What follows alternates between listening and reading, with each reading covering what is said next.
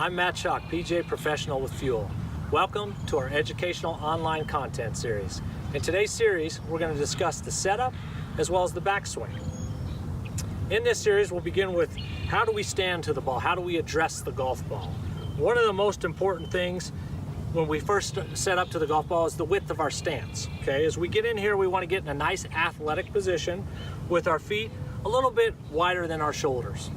The second thing is our posture. Do we want to bend over a lot at the waist? Do we want to stay really straight and straight leg? In this position, I'm going to have my feet shoulder width apart. You can see how I let my hips slide back and I get my chest up a little bit, trying to get my spine on an angle more like the shaft of my golf club here. This is important because it's going to help us with making the proper shoulder turn. The second thing is we're going to talk about a little bit is our ball position. Where do we play the ball in our stance?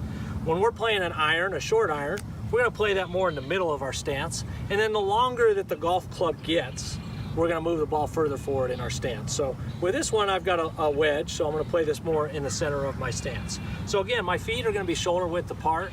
I'm going to slide my hips back a little bit. You can probably see a little bit better from this angle, and try and get my spine angle a little bit more like this so my shoulders can then rotate around my spine.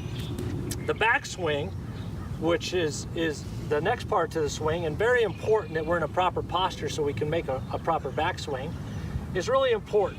As we take the club back, it's most important that we take the club back to waist high and we have the toe of the golf club, which is this part or the outer part away from the shaft. The heel is the part of the club head that's closest to the shaft.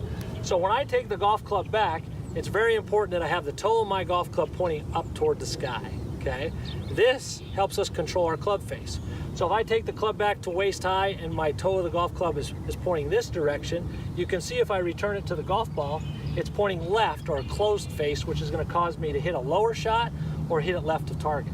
Vice versa, if I take the club back and at waist high my toe is pointing behind me, and now I return that club to the golf ball, my face is open or pointing to a right, which could cause a ball to go right or more of a slice, okay, on that side. So perfectly would be to get this club head back to waist high, the toe of club is up, or the angles of the club head matches more of our spine angle. So from here, once I have the toe of the club up, it's very simple. We lift the club straight up and we actually point the toe of the club down, okay, just like this. The toe of my club is down at the top. And that's really the completion of our backswing. You can see as I did that, I get the toe up, the toe's under, my shoulders turn back, okay? So I've still maintained my spine angle, my shoulders turn back. And you can see a lot of people ask, how far do I take the club back? Everybody's a little bit different, depends on your flexibility. A lot of different things come to the equation, the length of the golf club, but we're trying to get to parallel at the top of the swing or slightly parallel is ideal. So again, we'll go through it real quick. I've got my feet shoulder width apart. Ball position with a short iron is going to be in the middle of the stance. I slide my hips back so my spine's on the proper angle. Take the club back to waist high, the toes up. Complete the backswing, the toes underneath. And then we start the forward swing. I'm Matt Schalk, PGA professional with FULE. We'll see you in our next online content series.